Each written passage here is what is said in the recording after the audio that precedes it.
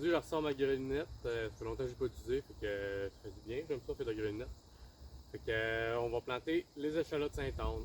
Normalement, c'est à partir du 26 juillet. Moi, je les plante quand j'ai une planche de livre. Fait que ça dépend des cultures que j'ai. Des fois, c'est après les gourganes, comme si ça avait des pommes de terre. Quand j'ai une planche qui est libre, je vais les replanter. Fait que je varie entre le 26 juillet puis la mi-septembre. Dépendant la place que j'ai. Fait que là, je passe ma grelinette. On peut y ajouter un compost. Après ça, on va venir remettre notre planche au niveau. Moi, je vais ajouter du France, comme fertilisant. Fait que ça, c'est du fumier d'insectes. Il y a des mues d'insectes. Il y a plein d'avantages, dont celle que l'azote ne se lessivera pas cet hiver.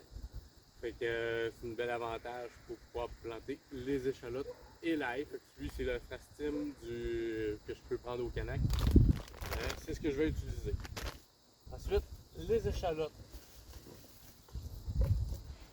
Ici, je vais essayer de ne pas l'échapper. Les échalotes, ça, on plante ça dans notre planche environ au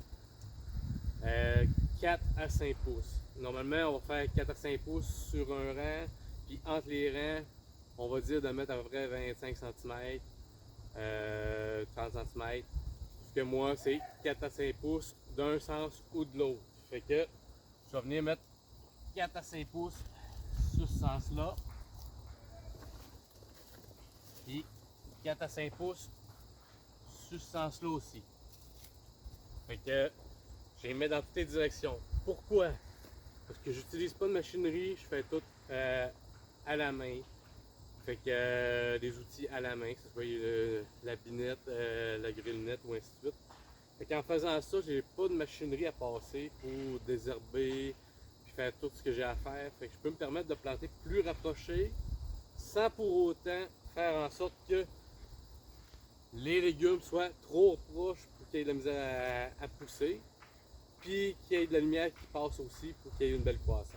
Fait que j'utilise souvent la distance entre chaque plant dans toutes les directions. Pas pour toutes les cultures, mais pour certaines cultures, je vais le faire sous ce sens-là et sous ce sens-là. Fait que c'est ça que je fais aujourd'hui. Des échalotes, s'il y en a qui en veulent à Québec, il m'en reste. J'en ai toujours à vendre, des belles échalotes.